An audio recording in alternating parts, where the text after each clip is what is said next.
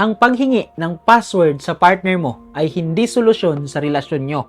Kasi ganito yan, kung gusto kanyang lokohin, kahit ibigay pa niya ang password ng Facebook niya, lahat ng social media niya, kasi ang daling gumawa ng panibagong account. Pwedeng magbura, pwedeng gumamit ng ibang app, pwede ring ibigay yung account na malinis para doon ka lang nakatingin. Tapos kapag may kutob ka pa, ikaw pa ang sasabihang, hawak mo naman ang password ko. Ano pa bang problema mo? Kaya hindi ka praning dahil hindi ka mapakali.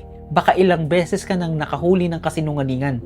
May dahilan kung bakit kailangan mo pang mag-check bago kumalma. Pero ito rin ng masakit na totoo. Mauubos ka kung araw-araw mong trabaho hulihin ng taong ayaw maging tapat sa'yo. Ops, partner ka. Hindi ka security guard ng account niya. At ikaw naman na magaling magloko at magtago, huwag mong ipagmalaki na ibigay mo ang password mo kung may dummy account ka, binurang usapan at ibang app kang ginagamit.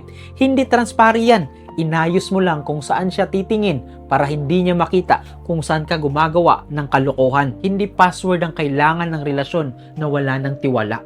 Kailangan ng totoo, diretsong sagot at kilos na hindi kailangan bantayan. Dahil kung kailangan ka pang hulihin bago ka umamin at bantayan para hindi ka manloko, hindi ka tapat. Wala ka lang pagkakataong makalusot. Kaya kapag kailangan mo siyang bantayan para manatiling tapat, hindi relasyon ang binabantayan mo. Kasinungalingan yan na naghihintay lang ng pagkakataong makalusot. Kaya ulitin ko, minsan ang paghingi ng password sa partner mo ay hindi solusyon sa relasyon nyo.